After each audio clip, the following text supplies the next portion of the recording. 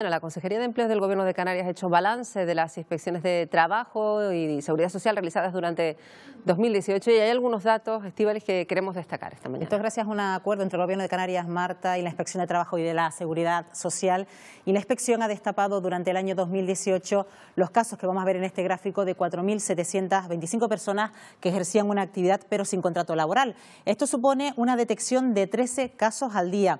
Estas actuaciones también han logrado que 12.208 contratos eventuales se conviertan en indefinidos y que se forzara en 2.528 casos el aumento de las horas en contratos a tiempo parcial. El total de irregularidades asciende durante 2018 a 19.461. Un asunto que vamos a abordar esta mañana con el invitado que ya nos acompaña, que es José Miguel González, director general de Trabajo del Gobierno de Canarias. José Miguel, ¿qué tal? Muy buenos días. Gracias por estar aquí esta mañana. Bueno, ¿a qué conclusión podríamos llegar con estos datos?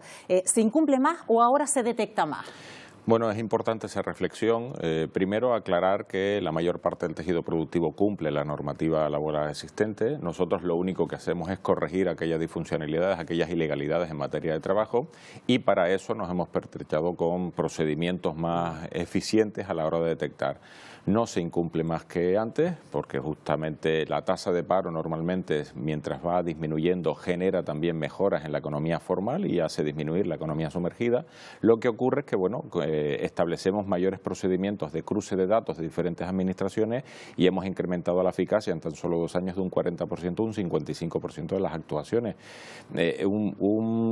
Un entramado de 60.000 indicaciones que llevamos a cabo es una muy buena muestra, y lo que sucede es que al final se detectan aquellos aspectos que de forma indiciaria ya en los aplicativos informáticos no salen, y cuando abrimos expedientes pues realmente se pueden resolver de forma favorable para las personas. Son datos que recogen una especie de balance, pero que dejan bien a las claras lo bien que ha funcionado el trabajo coordinado, porque han trabajado de forma coordinada desde el Estado, desde Canarias, para llegar a todos estos cruces de datos, ¿no? Sí, bueno, hay diferentes bases, como decíamos, el propio Servicio Canario de Empleo, la propia inspección, la propia Seguridad Social, que es de ámbito estatal, y después también la colaboración de los agentes económicos y sociales, en donde a través de sus gabinetes pues también incorporan información valiosa con el objeto de no ir a lo que denominamos puerta fría, de a ver qué es lo que se encuentra mediante indicios aparentes, una idea clara, ¿no? Sino ya con un expediente formalizado que en muchos de los casos también pues aparece justificada por parte de la persona el por qué se llevó a cabo ese tipo de contratación, que en el aplicativo pudiera parecer irregular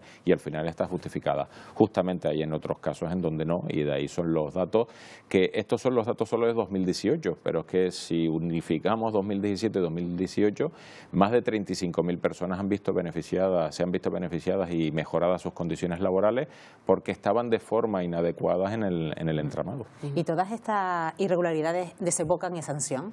Sí, claro, muchas de ellas, de hecho, este año se han alcanzado 33 millones de euros en materia de recaudación por sanción y una recuperación de más de 70 millones de euros en cotizaciones a la Seguridad Social.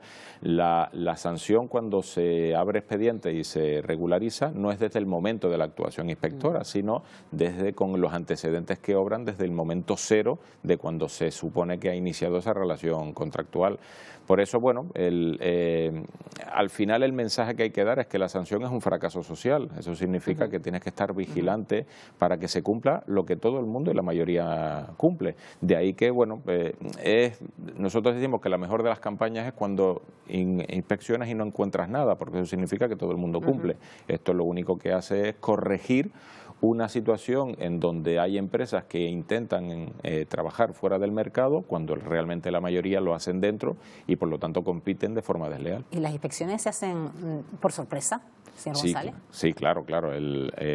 Hay determinados tipos de planes, es decir, hay unas circunstancias primero que es lo que se llama la denuncia rogada, es decir, la denuncia que una persona incorpora en las oficinas en donde establece cuáles son los argumentos para llevar a cabo, por lo tanto esa se incorpora con el total anonimato de la persona que la lleva a cabo, y después están las planificadas. Las planificadas, como decíamos antes, aparecen indicios y sobre esos indicios o bien se le requiere a la empresa que presente la documentación, o a la persona, al sujeto pasivo, que presente la documentación que pudiera dar sensación de ilegalidad, o bien se presenta de forma impronta dentro del establecimiento productivo con el objeto de obtener. Además, nosotros no hay un rango horario, es decir, visitas nocturnas, días de fiesta, donde la actividad productiva está, sabemos, en pleno funcionamiento, y muchas de las denuncias lo que nosotros pretendemos es que se nos digan, incluso cuando sean rogadas,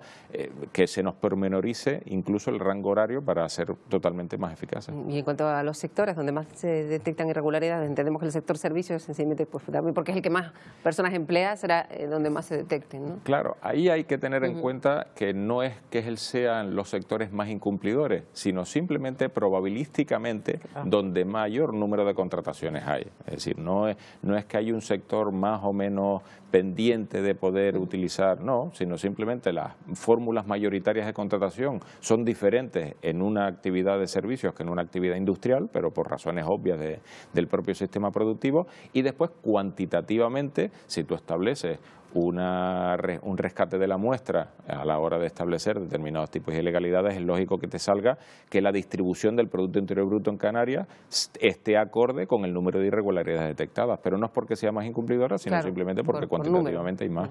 Bueno, y estos datos ponen sobre la mesa también esa cultura tal vez extendida en España, de esa picaresca a la hora de que gente haga un ejercicio, una actividad sin estar contratados. ¿Cómo estamos respecto a otros países? Bueno, realmente la economía sumergida está paralelizada a la tasa de paro. Es decir, en aquellos lugares en donde hay mayor tasa de paro, normalmente las personas pues incluso establecen pues esa ubicación en los mercados paralelos formales. Desde esa perspectiva se ha corregido mucho justamente esas circunstancias. ¿Por qué?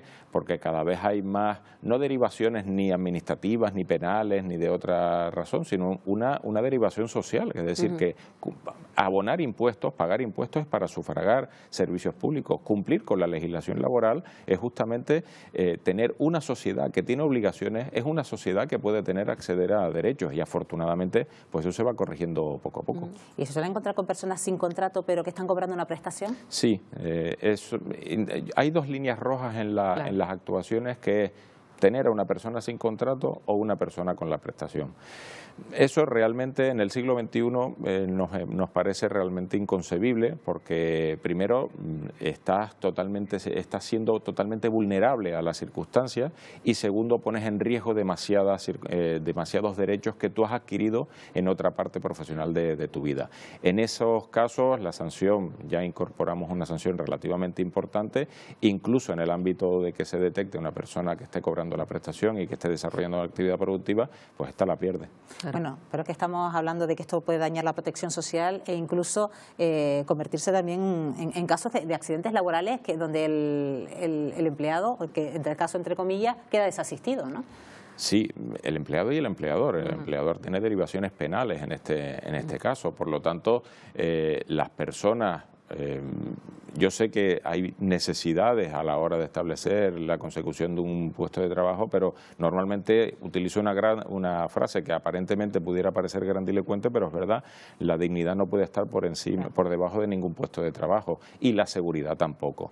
El exigir unos derechos que absolutamente son todos homogéneos para todas las empresas, lo único que nos hace es llevar a cabo un determinado tipo de obligaciones, que en este caso pues no son menos que la propia legislación laboral. Claro, que está haciendo un enorme esfuerzo las administraciones, pero luego está la realidad del día a día. Hemos preguntado precisamente en las redes sociales si pues alguna de las personas que nos siguen en las redes sociales, precisamente Carlos, pues ha detectado o ha sido objeto a lo mejor de este tipo de contratos irregulares o fraudulentos. Cuéntanos. Así es, Marta. Muy buenos días, señor González. Hoy preguntábamos por este tema en nuestras redes sociales. Si había sido testigo de incumplimientos laborales, ¿por qué piensa que la gente los acepta?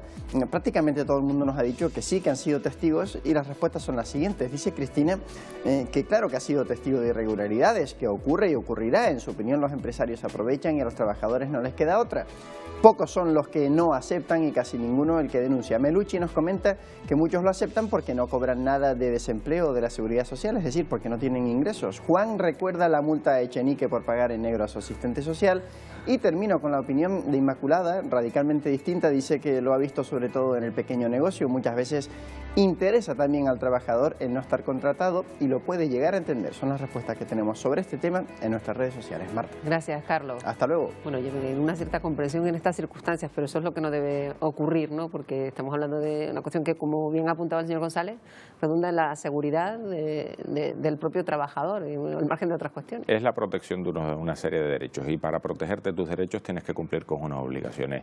Entiendo que hay circunstancias en donde, con la tasa de paro excesivamente alta, cuando estábamos por encima del 30%, que la economía sumergida se disparó, y también entiendo que pudiera haber temor por parte de las personas a la hora de establecer una denuncia de irregularidad. Por eso nosotros, primero, se garantiza el anonimato y segundo, se dota a las organizaciones empresariales y sindicales de gabinetes para que canalicen a través de ellas cuáles sean las posibilidades de denuncia que hubiere, porque le interesa tanto a trabajadores como a empresas que todos absolutamente cumplan las normas del juego. Bueno, pues estos son los datos del balance del año 2018. José Miguel González, director general de Trabajo. Gracias una vez más. Buenos días. Gracias a ustedes, buenos días. Buenos días.